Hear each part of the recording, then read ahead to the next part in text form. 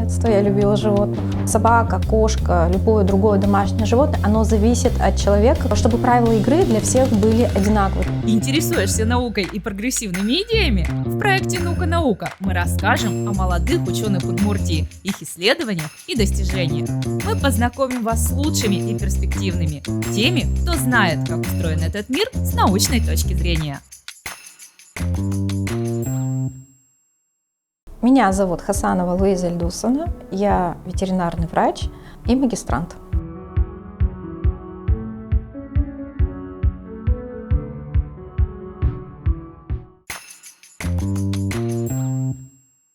С детства я любила животных, потому что дома всегда были кошки, собаки, и в принципе общение с животными – это один из важных моментов именно воспитания ребенка, потому что это формируется эмпатия у человека. То есть через животное ребенок он развивается.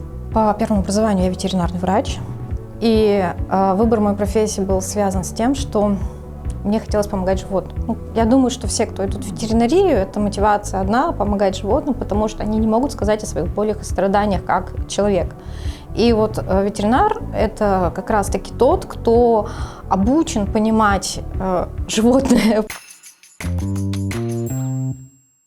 Когда мы начали анализировать закон об ответственном обращении с животными, данной сферы законодательства вообще не было в Российской Федерации до этого, до принятия указанного закона.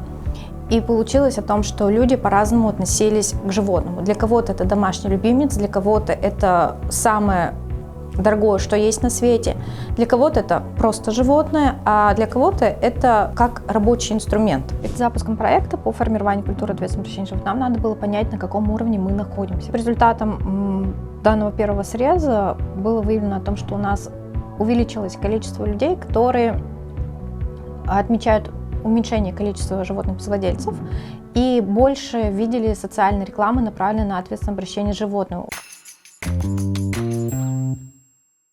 С одной стороны, понимание ответственности человека перед человеком, то есть не злоупотребление своими правами как владельца животного перед иными лицами. И с другой стороны, это ответственность перед животным, потому что собака, кошка, любое другое домашнее животное, оно зависит от человека. Цель данного проекта – сформировать единое понимание ответственного обращения с животными среди населения. Необходимо создать в глобальном плане единое понимание культуры ответственного обращения с животными. То есть, что это такое, и чтобы правила игры для всех были одинаковы. То есть, все люди понимали основные принципы и следовали им.